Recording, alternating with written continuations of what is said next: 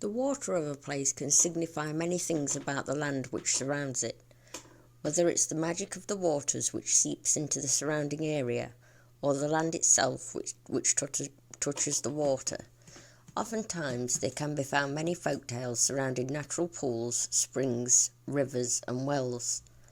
Some wells and springs run red with iron, while others have the ability to petrify their surroundings with their lime content. In tarot, the cups represent water, which represents emotions and the subconscious. Water spirits can be benevolent or malevolent, and a lot of the time these features can spring from the same figure, depending on their mood or if they've been moved to act with blessings or destruction. There are many tales of mermaid sightings, even in the inland areas of Britain, like the Peak District. The Lady of the Lake springs from an Arthurian legend in Cornwall. In many folklore tales, water spirits seem to enjoy money, coins and weapons as offerings, whereas earth and house spirits really don't appreciate money as an offering. Historically, the Greeks used sacred waters to cleanse and bless people, places and animals, and they would also use it to extinguish their shrine torches. The Romans would gather sacred waters and use a sprig of herb or tree to sprinkle and flick the water on people, places or animals.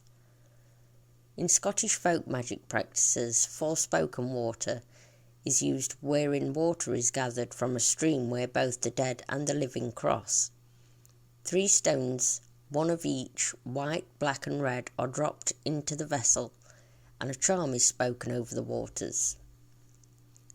Water can be the medium for different virtues bestowed onto it, such as putting a piece of gold into the water will give it more of a solar virtue for healing and strength, especially when placed in full sunlight.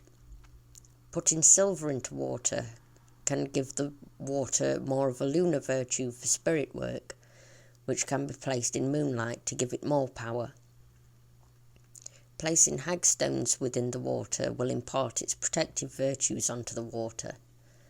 South-flowing rivers are particularly used for cleansing maleficia, where there are accounts of people throwing a witch's curse into the river, such as bottles and witches' ladders, in order to release the hold the curse has.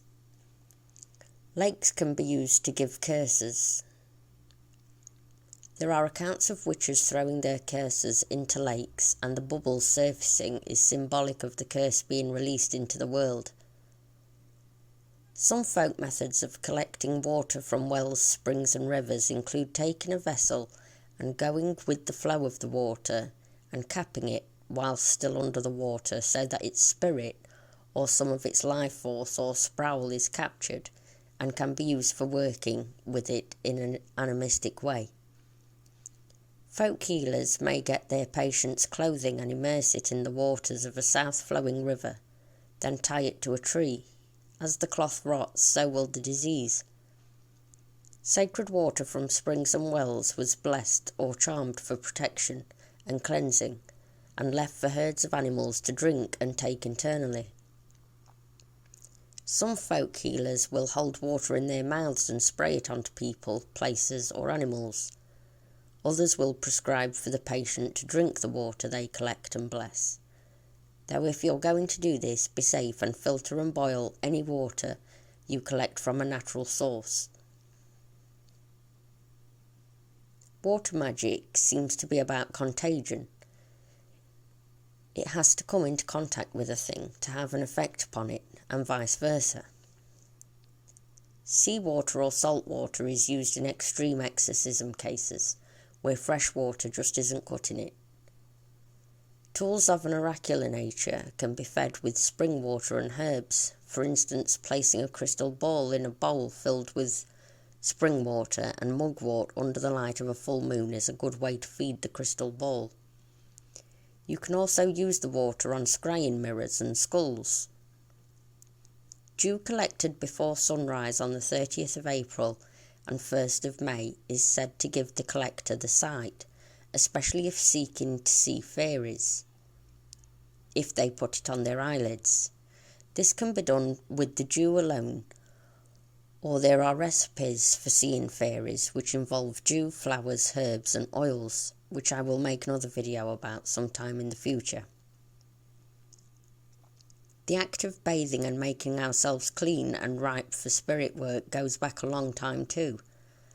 Though these days it may be impractical to bathe in a spring, we can take some of the water and pour it into our bath and use it that way instead.